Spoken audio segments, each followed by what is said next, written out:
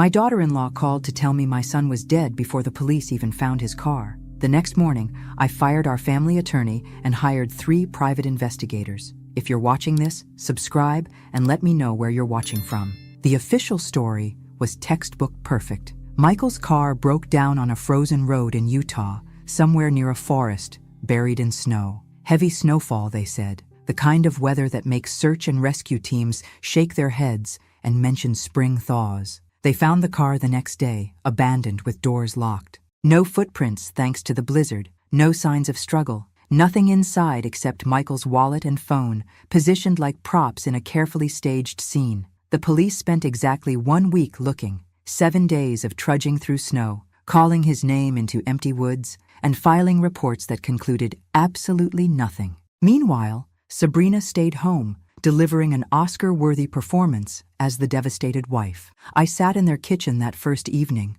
watching her dab her eyes while scrolling through her phone. Real grief doesn't pause for social media updates, but Sabrina seemed to be managing both simultaneously. "The memorial should be small," she whispered, voice breaking at precisely the right moments. "Michael would have wanted something private." Private. Of course. Convenient how the dead always prefer small, intimate affairs. "What about continuing the search?" I asked. "They haven't found—" "Mom," she interrupted, tears drying with remarkable speed. "We need to accept reality. Michael is gone. The sooner we face that, the sooner we can begin healing." Healing. She used that word constantly over the following days, like grief was a bruised knee requiring only time and band-aids. By the second week, Sabrina had shifted into high gear. While I was posting missing person flyers around town, she was posting job listings for Michael's position at Monroe Innovations. While I fielded calls from search teams, she fielded calls from probate attorneys. "We can't let the company suffer because of personal tragedy," she explained when I discovered her in Michael's office, sorting through confidential files. He would have wanted business continuity.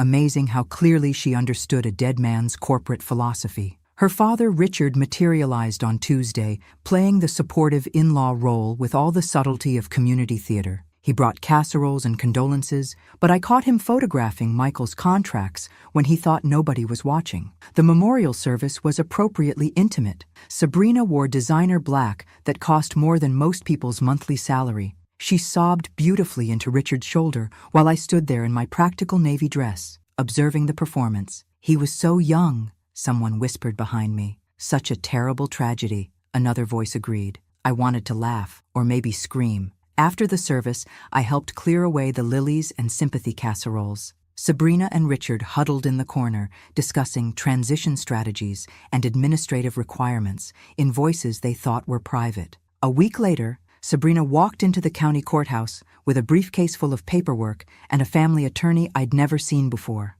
Death certificate application, presumptive death declaration, emergency corporate succession documents that she claimed Michael had signed months earlier. "Standard business continuity planning," the attorney explained to anyone who asked. "Mr. Monroe was very thorough about ensuring smooth operations in case of emergency." Funny how thorough my son had apparently been about his own demise. The legal process took 3 weeks, but Sabrina had prepared well. Corporate bylaws mysteriously supported her temporary assumption of control. Board members who might have objected received calls from Richard's business associates, suggesting that cooperation would be in everyone's best interest. Within a month, Sabrina was officially interim CEO, while a search for permanent leadership took place. The search apparently was expected to take several years. "She barely waited for the body to cool," I muttered while loading my dishwasher that evening, though I was beginning to suspect there never was one. But watching Sabrina navigate the legal system with such precision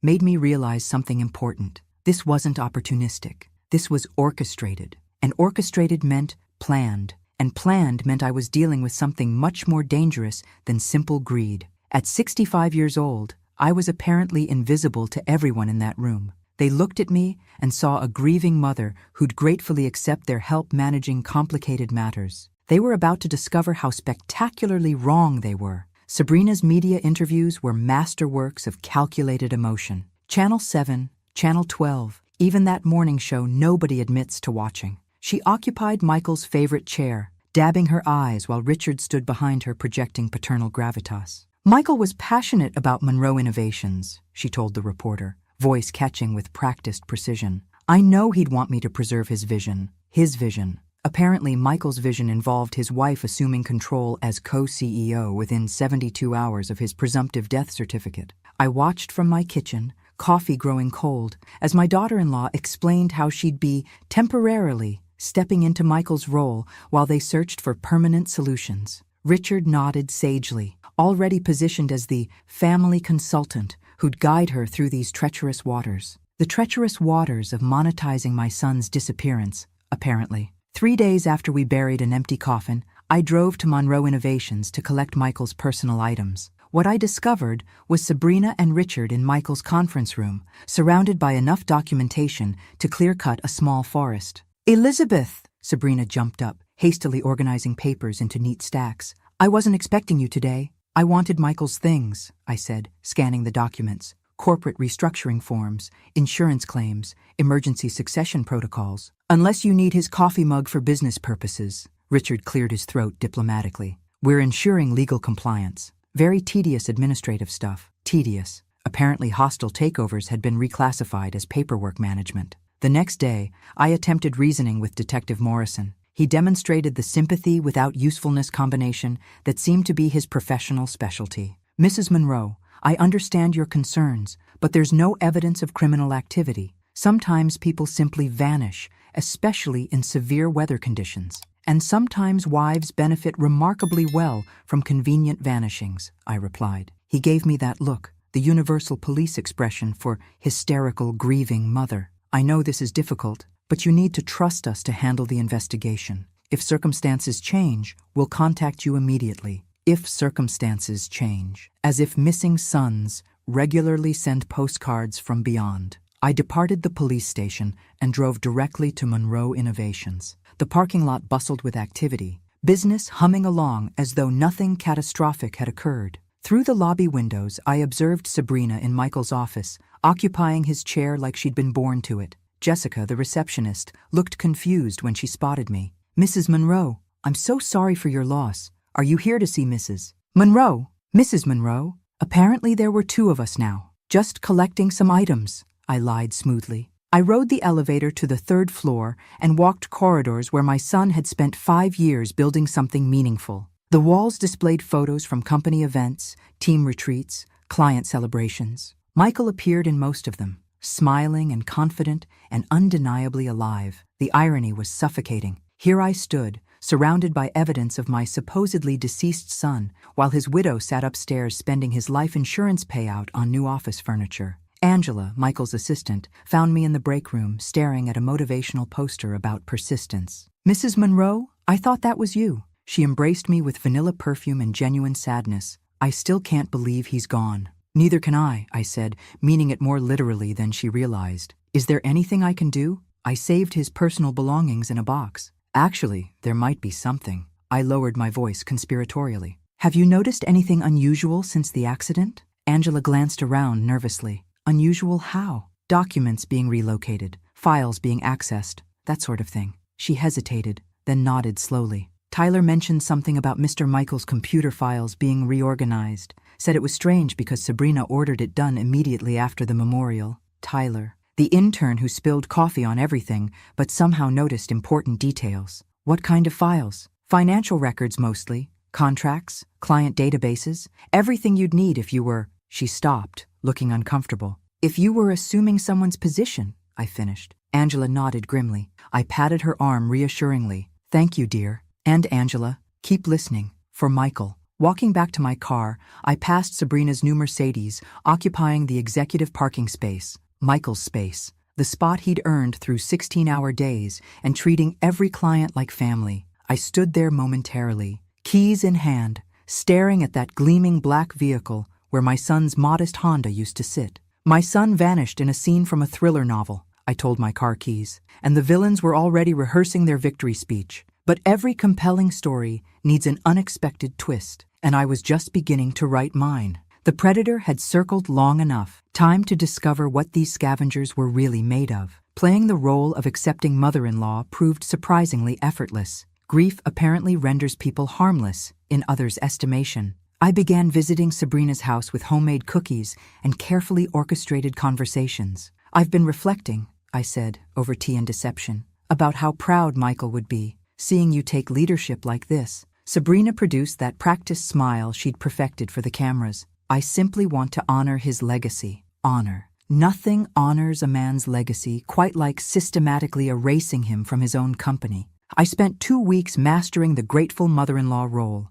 delivering dinners, volunteering to assist with paperwork, listening to Sabrina explain how she was learning the ropes while Richard provided family guidance. The performance was exhausting, but yielded valuable intelligence. Tyler seems remarkably capable, I mentioned casually, while helping Sabrina organize Michael's home office. Michael always praised his initiative. Oh yes, Tyler's been invaluable during this transition. He's been systematically reorganizing Michael's files, ensuring proper documentation. Systematically reorganizing. Such a useful euphemism. That must involve considerable work. All those contracts and client records. You have no idea. There were so many loose ends. Michael wasn't always the most organized person. Michael, the man who color-coded his sock drawer and alphabetized his spice collection, disorganized. I nodded sympathetically while mentally cataloging every revelation. Angela became an unexpected intelligence source, texting subtle observations that might prove significant later. Sabrina had Tyler extract all Monroe account files. Read one message. Claims she needs to review the portfolio. Another. Richard spent 3 hours in Michael's office accessing the safe, photographed everything inside. The safe. Michael's private safe that supposedly only family knew about. By the 3rd week, I had sufficient breadcrumbs to follow a trail. Richard's consulting firm had mysteriously acquired several new clients, all former Monroe Innovation accounts. Sabrina had quietly transferred major contracts to subsidiary companies that hadn't existed 3 months earlier. Then came the invitation. Elizabeth, I'd love your presence at our company celebration next week, Sabrina said, voice bright with artificial warmth. It's important that staff see us moving forward together. Moving forward. Another favorite phrase in her vocabulary. What exactly are we celebrating? I inquired. New partnerships, fresh directions, the kind of growth Michael always envisioned. The kind of growth requiring his convenient absence, apparently. I accepted the invitation with the enthusiasm of someone with nothing remaining to lose, because that's precisely what they believed I was. A harmless widow, collecting sympathy casseroles and family photographs. They were about to discover their fundamental miscalculation. The evening before the party, I sat in my kitchen with wine and a legal pad covered in notes. Names, dates, connections. The foundation of a pattern that would transform my son's disappearance from apparent misfortune into obvious malice. Angela had confirmed that multiple stock transfers had been processed through shell corporations. Tyler had mentioned casually that some of Michael's computer files showed access logs dated after his supposed death. Richard's consulting contracts all involved clients who'd previously worked exclusively with Monroe Innovations. I finished my wine and smiled at my reflection in the kitchen window. Tomorrow, I'd smile and nod and perform the grateful family member while Sabrina and Richard celebrated their good fortune. But tonight, I was planning something different. Something that would remind them that underestimating Elizabeth Monroe was their first mistake. And if they were smart, they'd make sure it was also their last. The performance was almost over. Time to see what these vultures looked like when the tables turned. I had the distinct feeling Michael would approve of what came next. I discovered the flash drive by accident, which is how most important revelations occur. While packing Michael's home office, boxing books and papers that Sabrina hadn't yet reorganized, one accounting textbook felt suspiciously heavy. The pages had been precisely cut to create a hiding space. Very spy novel. Very Michael. He'd always been dramatic about security protocols. The flash drive was small and unmarked, concealed inside what used to be corporate asset management. The irony wasn't lost on me. I brought it home and inserted it into my laptop with the nervous energy that accompanies potentially discovering either crucial answers or computer viruses. What I found exceeded my worst expectations. The file was a video, dated 3 weeks before Michael's disappearance. He sat in his home office, the same office where I'd found the drive. He looked exhausted, beyond exhausted, haunted. "Mom," he said, staring directly into the camera, "if you're watching this, it means they succeeded." My coffee went cold as I listened to my son explain how his wife and father-in-law had been using Monroe Innovations to launder money for what he termed extremely dangerous organizations. It started small, Michael continued, running his hands through his hair in that gesture he'd used since childhood. Consulting contracts that made no sense, payments to companies that apparently didn't exist. Sabrina claimed Richard was expanding our network. He looked utterly drained as he described asking questions. Richard becoming defensive. Sabrina working late, taking calls in separate rooms, behaving like a stranger. I traced some of the money, Mom. It connects to organizations that make organized crime look like a book club. When I told Sabrina I was contacting the FBI, he paused, took a breath. She said I'd regret that decision. That some secrets are too dangerous to reveal. The video lasted 23 minutes. 23 minutes of my son explaining how the two people he trusted most had threatened to destroy him if he didn't cooperate. I attempted to cancel the Dalmore Logistics contract. That's when things became genuinely frightening. Richard appeared at my office with two associates who looked like they bench-pressed automobiles for recreation, said I was being reckless, said intelligent people don't ask questions about certain business relationships. Dalmore Logistics. I wrote the name down, along with every other detail Michael mentioned. I'm recording this because I can't trust anyone anymore. Not the police. Richard claims he has contacts in law enforcement. Not our attorneys. They've been working with Richard for months. Only you, Mom. You're the only person who knew me before this nightmare began. Near the end, Michael's expression grew more intense. I've created something like insurance,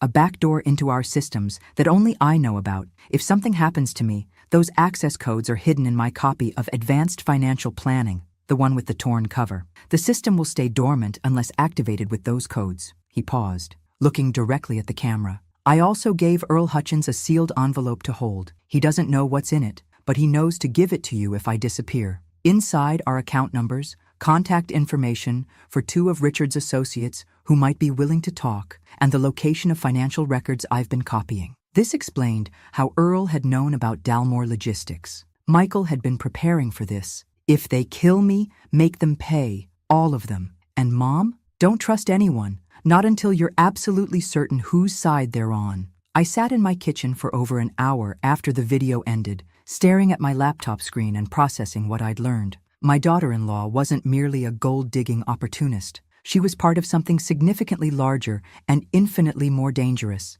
And my son was either dead or hiding from people who specialized in making inconvenient individuals disappear permanently. I poured myself a substantial glass of wine and began making lists. Names from the video, companies Michael had mentioned, dates that might prove significant. The memorial service suddenly made perfect sense. Sabrina hadn't been grieving. She'd been celebrating. The rapid assumption of Michael's death wasn't wishful thinking. It was the preferred outcome. I thought about all those sympathetic calls I'd received, all those people offering support while my daughter-in-law liquidated my son's life insurance and restructured his company according to her specifications. The flash drive felt warm in my hand as I ejected it. Such a small object to contain such devastating truth. I returned it to the hollowed textbook and placed both in my safe next to my will and Michael's birth certificate. Evidence for later, when I determined what later was going to look like.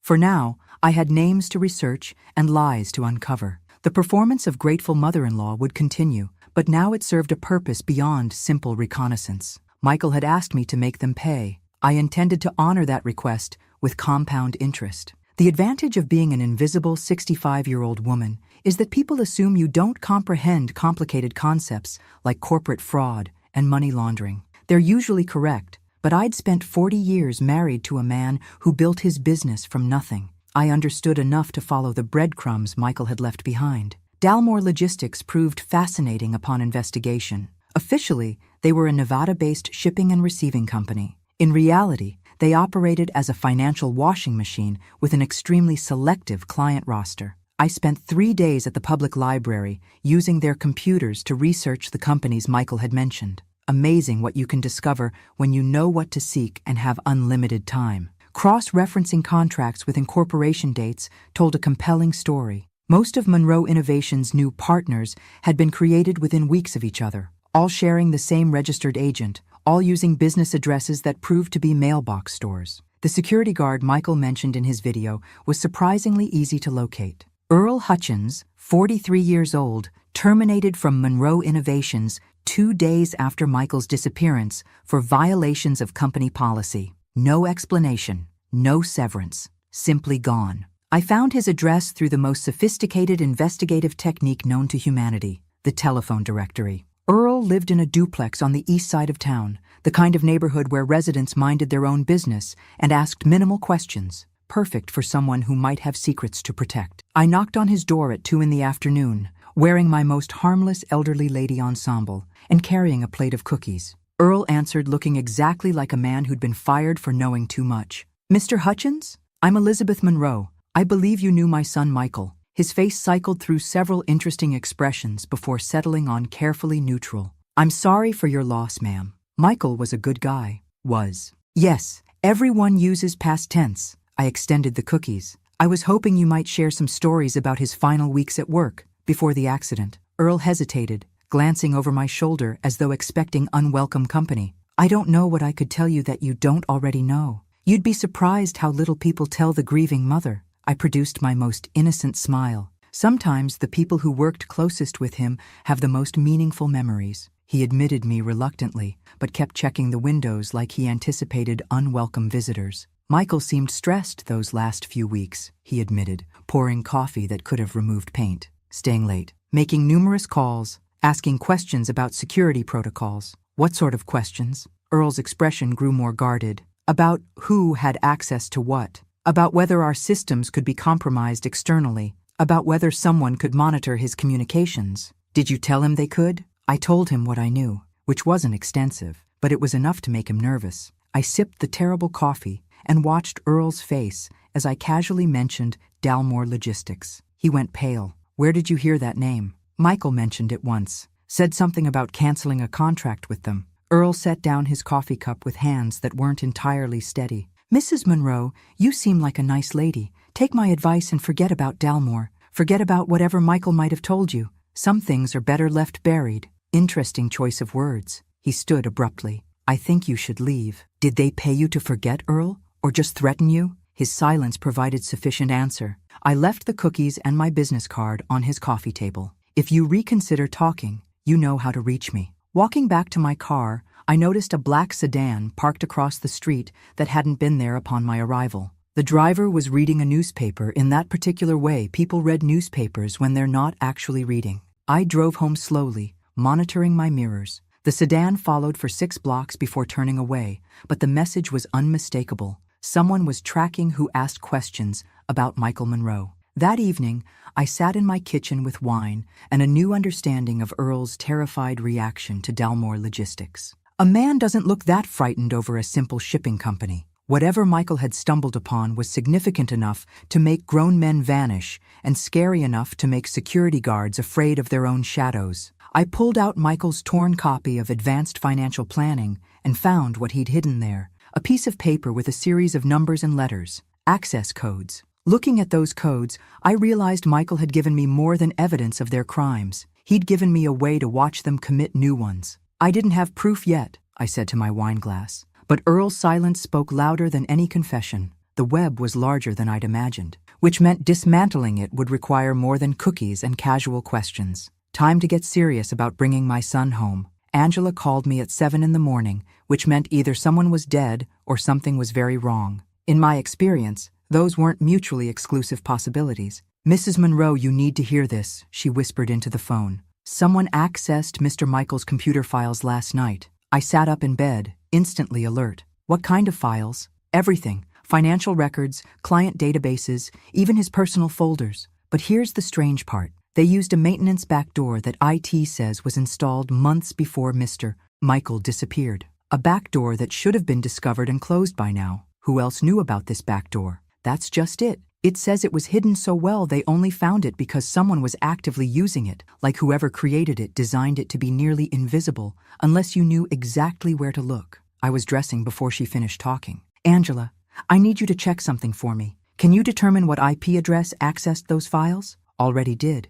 It originated from a public library in Denver. Someone who knew how to cover their tracks, but wanted us to know they were there." "Denver. Close enough to be local, far enough to maintain distance." I met Angela at a coffee shop 3 blocks from Monroe Innovations. She looked nervous, which made 2 of us. "This is going to sound crazy," she said, sliding a printed report across the table. "But what if Mr. Michael set this up before he disappeared? Like insurance?" It didn't sound crazy at all. It sounded exactly like something my paranoid son would do. The access patterns are too specific, she continued. Whoever got into those files knew exactly what they were looking for. They pulled contracts from the past 6 months, financial projections, and all the correspondence with those shell companies you asked me about. And they used a backdoor that only Michael would have known about. A backdoor that took IT specialists 2 years to find. Even when they knew someone was using it, I studied the report, pieces clicking into place. Someone with Michael's technical knowledge, accessing exactly the information that would damage Sabrina and Richard. Angela, I need you to do something that might get you fired. She leaned forward. What do you need? I want you to send an email to Michael's personal account. The one he used for family correspondence, not business. What should I say? I thought carefully. Tell him his mother has been asking questions about the family business, and that someone's been watching the same files she's interested in. Angela nodded, understanding the subtext. If Michael was out there, he'd know I'd found his evidence. If someone else was using his back door, they'd know they weren't alone in investigating. 3 days later, I received my answer. The email came from a generic account with a random string of numbers. No sender name, no signature, just 4 words that made my heart race. The dead remember everything. I stared at those words for 20 minutes, reading them repeatedly until they burned into my memory. Was this Michael? Was this someone using his investigation? Was this a threat or a promise? I wanted to respond immediately, to flood the anonymous account with questions and demands and confusion. Instead, I closed my laptop and walked around my house several times, thinking, if Michael was alive and hiding, there was a reason he couldn't contact me directly. If someone else was using his research, they might be just as dangerous as the people we were investigating. But if Michael was truly dead, then someone else knew about Sabrina and Richard's crimes. Someone who had access to his passwords and his investigation. That evening, I sat in my kitchen with wine and a new understanding of my situation. I wasn't just investigating corporate fraud. I was dealing with people who'd driven my son into exile or death and stolen his life while pretending to mourn. The anonymous email changed everything. I was no longer operating alone, but I had no idea if my unseen ally was friend or enemy. I composed a careful reply to the anonymous account. The living don't forget either. Some stories demand to be told. I hit send before I could second-guess myself. If Michael was watching, he'd know I was ready to fight. If someone else was involved, they'd know I wasn't backing down. Either my son was alive and hiding, I said to my reflection in the kitchen window, or someone else wanted Sabrina and Richard to pay for their crimes just as much as I did. But ghosts don't send emails. Only the living need justice. Time to discover who was really pulling the strings. 3 years. 3 years of watching Sabrina perform the grieving widow while constructing an empire on my son's supposed grave. 3 years of Richard's sympathetic phone calls and helpful business guidance. 3 years of memorial dinners and anniversary remembrances and touching speeches about Michael's legacy. Tonight, the performance ended. The annual Monroe Family Charity Gala was Sabrina's concept, naturally. A way to honor Michael's memory while supporting causes he cared about. Translation: a method to celebrate her success while appearing philanthropic for the cameras. I spent 2 hours preparing, selecting my outfit like armor for battle. Black dress, pearls worth more than most people's cars, and the diamond earrings Michael had given me for my 60th birthday. If this was going to be theater, I intended to dress the part. The ballroom resembled a wedding reception, all white roses and twinkling lights. Sabrina had spared no expense on what amounted to a 3-year victory celebration. Elizabeth, she swept toward me in a gown that probably cost more than my mortgage payment. You look absolutely stunning. Michael would be so proud. I'm certain he would, I replied, air kissing her cheek like we were dear friends instead of mortal enemies. Richard worked the room like a seasoned politician, shaking hands and accepting condolences for a tragedy that had made him wealthy. He'd gained weight over the past 3 years. Success apparently agreed with his appetite. I found my assigned seat near the front, surrounded by business associates and community leaders who'd known Michael since childhood. They offered the usual sympathetic murmurs about time-healing wounds and Michael's memory living on. If only they knew how literally accurate that was about to become. Sabrina took the stage at 8:30, precisely on schedule. She delivered a speech about resilience and honoring the past while building the future. About how Michael's vision continued through every success Monroe Innovations achieved. Tonight, we celebrate not just what was, but what endures, she said, raising her champagne glass. To Michael, who taught us that family means never abandoning each other. The irony was so dense you could cut it with industrial equipment. That's when I noticed him. He was standing near the back entrance,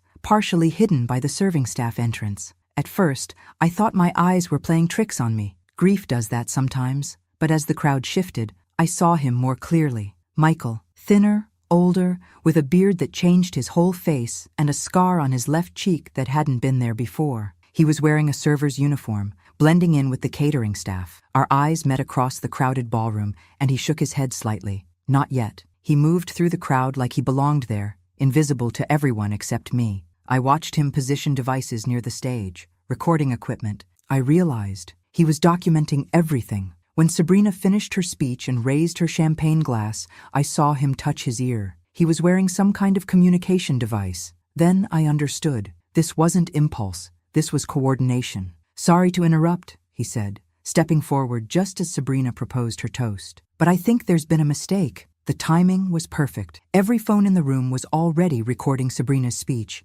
Now they'd capture Michael's resurrection too. Sabrina turned toward his voice, confused at first. Then recognition hit her like a physical blow. Her champagne glass slipped from her fingers and shattered against the stage. "Hello, darling," Michael said, stepping closer but keeping his distance. Smart. Too many witnesses for violence, but close enough for the cameras. "Miss me?" The crowd began to murmur, confusion spreading through the ballroom. Some people recognized him, others thought they were witnessing some kind of performance. Richard had gone completely white, gripping his table as if the earth was shifting beneath his feet. "You look surprised," Michael continued, addressing Richard now. "Did you think I wouldn't find my way home eventually?" I realized what he was doing. Every word was being recorded by dozens of phones. Every reaction from Sabrina and Richard was being captured. This wasn't just a dramatic reveal. It was evidence gathering in real time. The silence stretched another heartbeat before the room exploded into chaos. Cameras flashing, people shouting,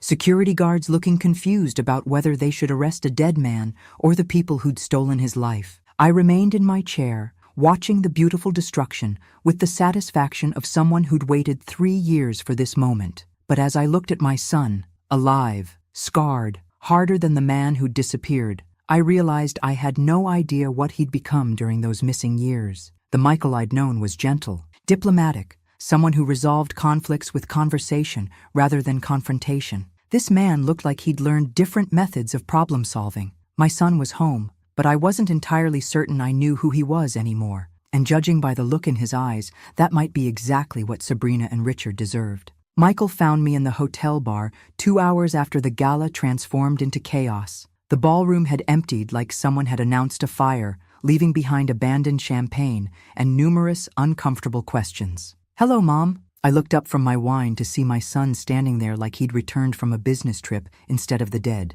He looked exhausted, older, but alive in a way that made my chest tight with relief I couldn't yet express. "You're late for dinner," I said. "About 3 years late." He sat across from me and ordered whiskey, which was new. The Michael I remembered preferred beer and occasional wine. "I got delayed," he said. For 30 minutes, he told me a story that made every thriller novel seem like children's literature. The car accident had been real, but not accidental. Richard's associates had sabotaged his brakes on that mountain road, intending to make it appear he'd lost control in severe weather. Michael had managed to escape before the car went over, but barely. "2 guys were waiting," he said, staring into his whiskey like it might contain answers. "Professional guys, the kind who get paid to make problems disappear. They'd taken him to a warehouse in Nevada, where he'd spent 6 weeks blindfolded and restrained, while Richard and Sabrina told everyone he was dead. The plan was straightforward: wait for the insurance money to clear, then dispose of the only person who could expose their money laundering operation.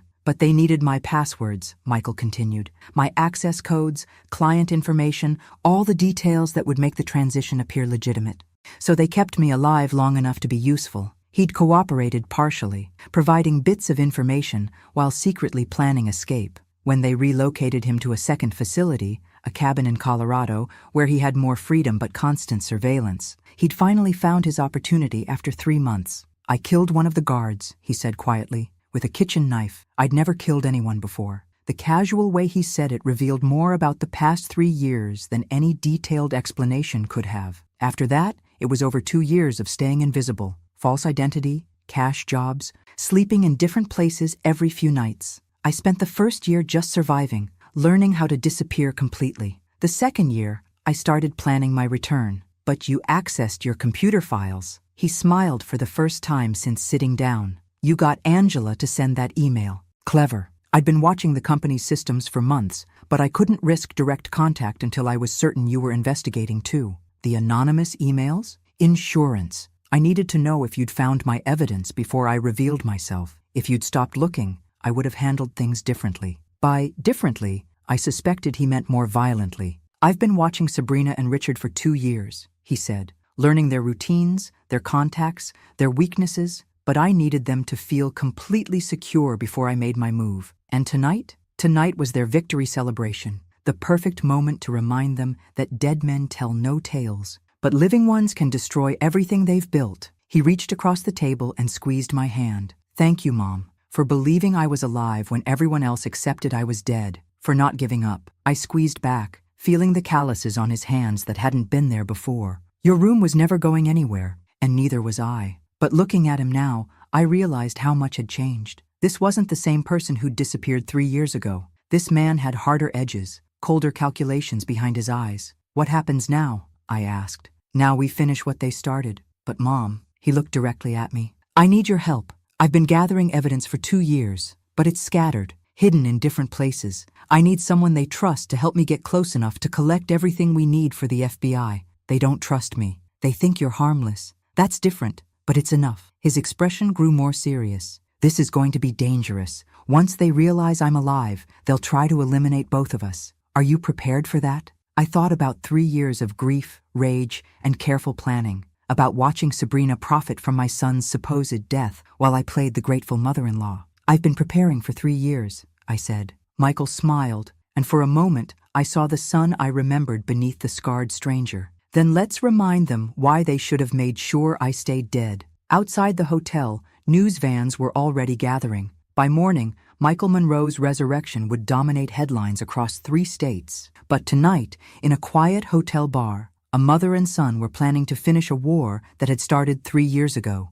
Time to collect every gram of pain, I said, raising my glass. Michael clinked his whiskey against my wine. With compound interest. We had less than 24 hours before Richard and Sabrina recovered from their shock and either fled the country or tried to eliminate the inconvenient resurrection of Michael Monroe. They'll run, Michael said over breakfast in my kitchen the next morning. Richard's too smart to try violence now that I'm public, but they'll destroy evidence first. What evidence do we need? He pulled out a notebook filled with 2 years of careful observations. Financial records proving the money laundering, communication logs between Richard and his criminal contacts, documentation of the kidnapping and murder plot. Where is all of this? Scattered. Some's in Sabrina's home safe, some's in Richard's office, some's in offshore accounts they think I can't access. He looked at me seriously. I need you to get me into places I can't go without raising suspicion. That's when Angela called, panic in her voice. Mrs. Monroe, you need to know, Richard's at the office right now. He's been here since 6 a.m.,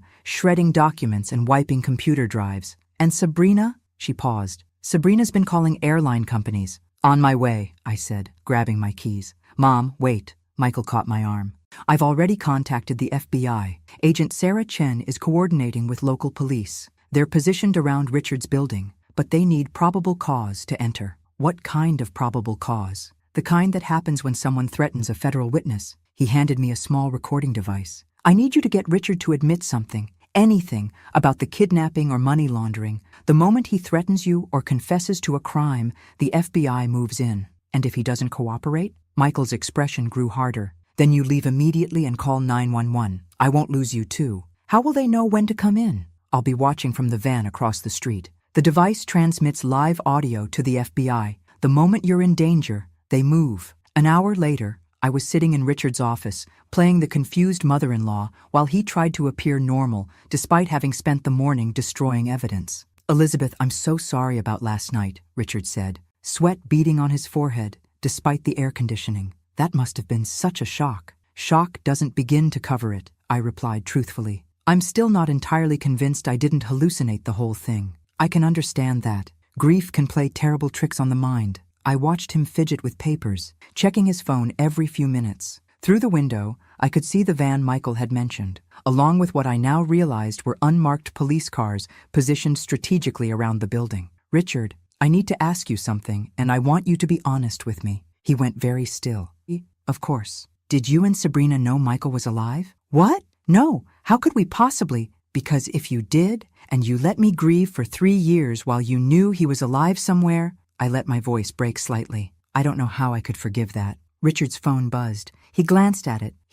And his face went pale. I caught a glimpse of the screen. "Documents secured. Leave now. Elizabeth, I think you should go home now." "Why? What's wrong?" He was already standing, moving toward his desk drawer. "Nothing's wrong. I just think..." That's when his computer chimed with an alert notification. Someone had accessed his system remotely. Richard lunged for his laptop, but I was closer. Without thinking, I grabbed the computer and held it against my chest. "Give me that," Richard demanded, his mask of sympathy completely gone. "Why? What's on here that you don't want me to see?" "Elizabeth, you don't understand what you're getting involved in." "Then explain it to me." Richard opened his desk drawer and pulled out a gun. I stared at the weapon, my mind suddenly crystal clear. This wasn't grief counseling anymore. This was life and death. "Put the computer down, Elizabeth. Or what? You'll shoot me? In your office? In broad daylight?" "If I have to." "You don't understand. We had no choice. Michael was going to destroy everything we'd built. My recording device was capturing every word."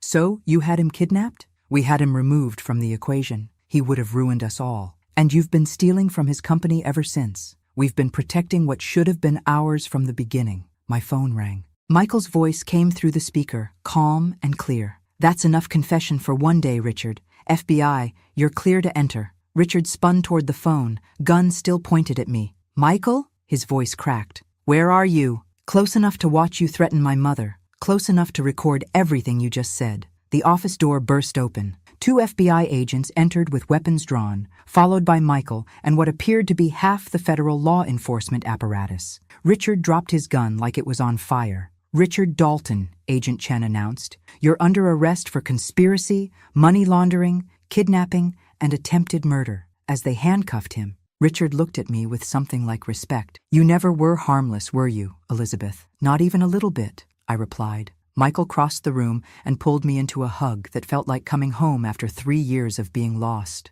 "Good work, Mom," he whispered. "They got everything they need." Outside, I could see Sabrina being arrested at her house, news crews already gathering to document the spectacular collapse of her stolen empire. "Is it over?" I asked. Michael smiled. "The dangerous part is, the satisfying part is just beginning." He was right. Watching them get arrested was just the appetizer. The main course would be watching them lose everything they'd stolen while the world learned exactly what they'd done to my family. Justice, apparently, was best served with maximum publicity and no possibility of parole. The FBI initially treated Michael like a suspect rather than a victim, which was both frustrating and entirely predictable. Agent Sarah Chen made it clear that people who fake their own deaths, even under duress, create complicated legal situations. "Mr. Monroe, you understand that disappearing for 3 years while your wife collected life insurance creates certain concerns about your credibility." We sat in an FBI conference room that smelled like burnt coffee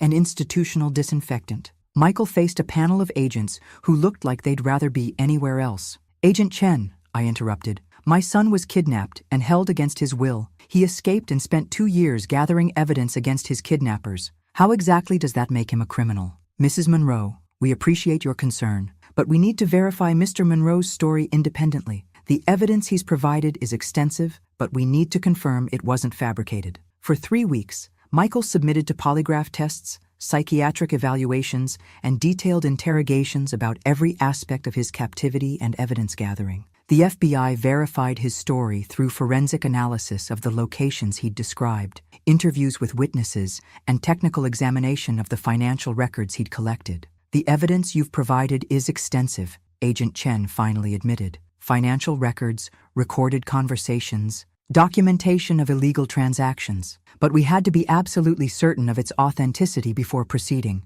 And now you are?" "Now we are. The forensic accounting alone proves systematic money laundering on a massive scale. Combined with the recorded confessions and physical evidence from the kidnapping sites," she nodded grimly, "we have enough to convict everyone involved." The investigation took 6 weeks. 6 weeks of Michael explaining his captivity, escape, and evidence gathering to lawyers, prosecutors, and agents who seemed amazed that someone could survive what he'd endured. The media loved the story, naturally. Kidnapped CEO returns from the dead to expose corporate conspiracy was the kind of headline that drove web traffic and television ratings. Sabrina's perp walk played on every news channel for 3 days. The image of her in handcuffs, wearing an orange jumpsuit that clashed spectacularly with her complexion, became the defining photograph of the scandal. Richard tried to cooperate, offering to testify against his criminal contacts in exchange for a reduced sentence. The prosecutor's response was polite but firm.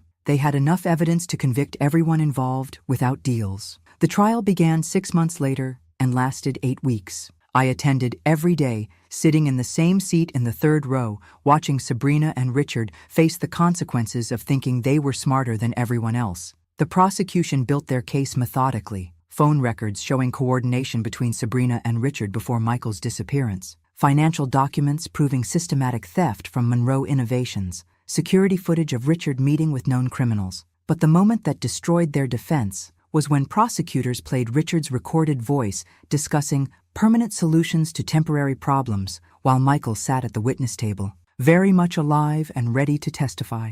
Michael's testimony lasted 2 days. He walked the jury through his kidnapping and imprisonment with the calm precision of someone who'd rehearsed the story until it no longer caused pain. They kept me alive because they needed information, he explained. Passwords, client contacts, details about company operations. They told me that once they had what they needed, I'd be released. Did you believe them? The prosecutor asked. No. I'd heard them discussing what they called cleanup procedures. I knew they planned to kill me once I was no longer useful. Sabrina's attorney attempted to portray her as a victim of her father's influence, but the recorded conversations made that difficult. It's challenging to claim innocence when a jury has heard you planning someone's murder in your own voice. The verdict came back on a Thursday afternoon. Guilty on all counts for both defendants. Richard received 25 years to life. Sabrina got 20 years to life, with possibility of parole in 18 years if she maintained good behavior. Given her track record, good behavior seemed optimistic. The courtroom was packed for sentencing. Michael sat beside me, wearing the same suit he'd worn to his father's funeral. Justice, apparently, required formal attire. Mrs. Monroe, the Channel 7 reporter, caught me outside the courthouse. How does it feel to see your son's attackers brought to justice? I looked directly into the camera. Justice isn't something you feel, I said. It's something you do. And today, we did it properly. The civil judgments followed a month later. Richard and Sabrina were ordered to repay everything they'd stolen, plus damages, plus legal fees. Their assets were seized and liquidated to cover the debt. Sabrina's beautiful house went to a young family with 3 children who filled it with laughter and chaos. Richard's consulting business was dissolved, proceeds distributed to victim compensation funds. Monroe Innovations thrived under employee ownership. Angela became head of operations, Tyler advanced to strategic development, and the company grew in ways that had nothing to do with money laundering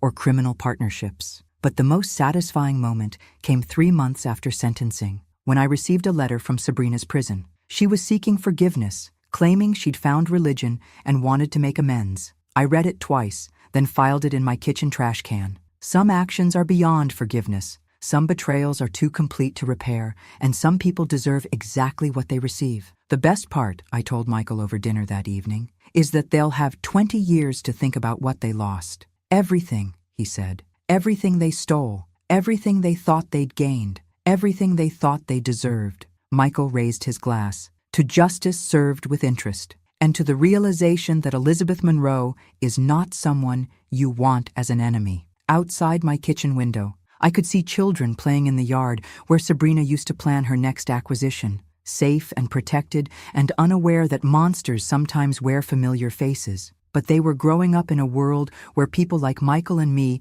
had proven that monsters could be defeated. That felt like victory enough. The months following the trial were a strange combination of closure and new beginnings. Michael needed time to readjust to a life that wasn't defined by survival and revenge. I needed time to figure out what Elizabeth Monroe looked like when she wasn't investigating corporate conspiracy. We both discovered that justice, while satisfying, leaves you with the question, now what? The answer came in the form of a phone call from a woman in Oregon whose husband had vanished under suspicious circumstances. She'd heard about our case and wondered if we might have advice for someone dealing with police who seemed more interested in closing cases than solving them. That conversation led to another, then another. Within 6 months, Michael and I realized we'd accidentally created an informal support network for families dealing with suspicious disappearances. 2 years after the trial ended, I was sitting in my new office on the 20th floor of the Monroe Foundation building, looking out at a city that had learned not to underestimate Elizabeth Monroe.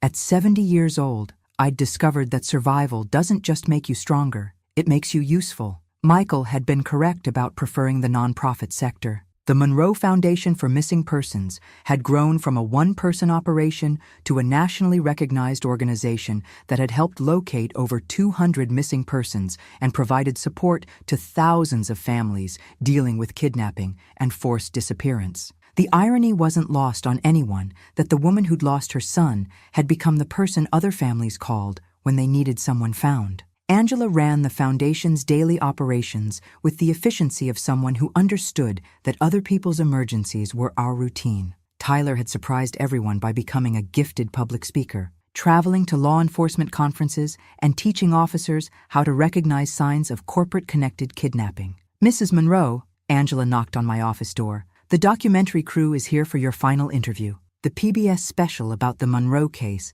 had been in production for 8 months. When Dead Men Return was scheduled to air next month, precisely 5 years after Michael's dramatic resurrection. I'd agreed to participate reluctantly, but Michael had convinced me that our story might help other families recognize warning signs they might otherwise miss. "Send them in," I said, checking my reflection in the window. At 70, I'd learned that appearing competent was half the battle in any situation. The interviewer was a serious young woman who'd done her research thoroughly. She asked intelligent questions about the investigation, the trial, and the aftermath. But what she really wanted to understand was how it felt to discover that your family contained people capable of murder. "Betrayal changes you," I told her. "It makes you more careful about trust, but also more appreciative of people who earn it." "Do you think about them, Sabrina and Richard?" "Sometimes, usually when I'm reading about other families experiencing similar situations. Their story has become a cautionary tale about the dangers of assuming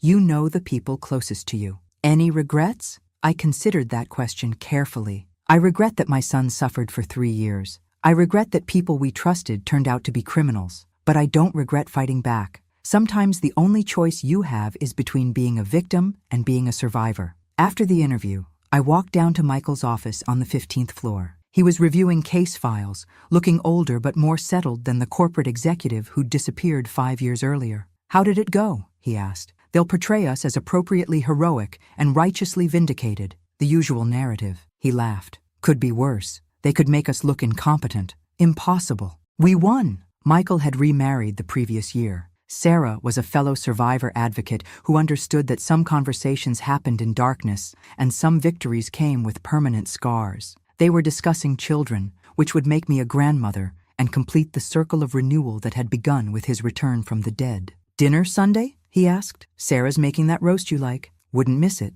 As I drove home that evening, I passed the building that had once housed Richard's consulting business. It was now a coffee shop run by a retired teacher who made excellent scones and knew nothing about money laundering. The house where Sabrina had performed Grieving Widow was occupied by a young family whose biggest drama involved getting 3 children ready for school each morning. I'd driven past it once, shortly after the trial, and been pleased to see toys in the yard and lights in every window. Some spaces recover from evil, others have to be completely transformed. My own house looked exactly as it had 5 years ago, except for the security system and safe room Michael had insisted on installing. Just because the immediate threat was neutralized didn't mean we'd forgotten lessons about being prepared. I poured myself wine and stood in my kitchen, looking at photographs covering my refrigerator, Michael at his wedding, Angela receiving the Foundation's Employee of the Year award, Tyler speaking at a national conference, me shaking hands with a senator who'd sponsored legislation inspired by Michael's case. Evidence of a life rebuilt after catastrophic damage. The PBS documentary would probably focus on the drama of the trial and the satisfaction of seeing justice served. But the real story was simpler and more complex. how you continue when the worst imaginable thing happens to someone you love. The answer, it turned out, was that you don't just continue. You get stronger, you get smarter, you get more careful about trust, and more ruthless about protecting what matters. I finished my wine and studied my face in the dark window glass. The woman looking back had gray hair and laugh lines, and the kind of confidence that comes from surviving your own personal apocalypse. I was 70 years old, had a successful foundation, and my son was safely home where he belonged, I said to that reflection. What more could I ask for? The answer was nothing. After 5 years of building something meaningful from the wreckage of betrayal, I had everything that mattered. And if Sabrina was watching the news from her prison cell,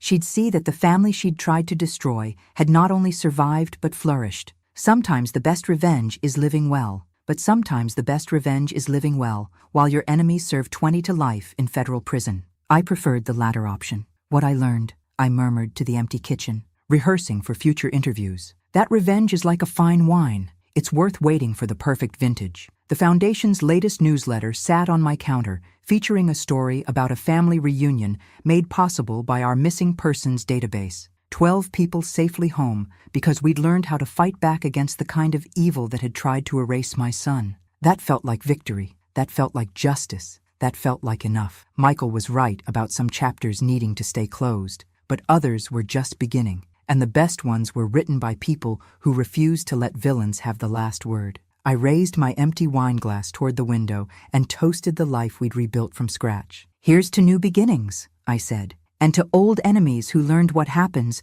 when you mess with the wrong family. Outside, the city lights twinkled like stars, full of other families with their own stories of survival and renewal. And somewhere in that city, people who needed help would find our number, call our office, and discover that they weren't alone in their fight against people who thought they could make inconvenient family members disappear. We'd proven that wrong once. We'd prove it wrong as many times as necessary. That was the Monroe family legacy now. Not corporate success or financial achievement, but the knowledge that some things are worth fighting for, and some fights are worth winning, no matter how long they take. I turned off the kitchen light and headed upstairs, already planning tomorrow's work. The Foundation had cases to solve, families to reunite, and justice to serve. Just another day in the life of a woman who discovered that the best way to honor the dead was to fight relentlessly for the living. And if that wasn't a happy ending, it was something better, a purposeful one. Thanks for listening. Don't forget to subscribe and feel free to share your story in the comments. Your voice matters.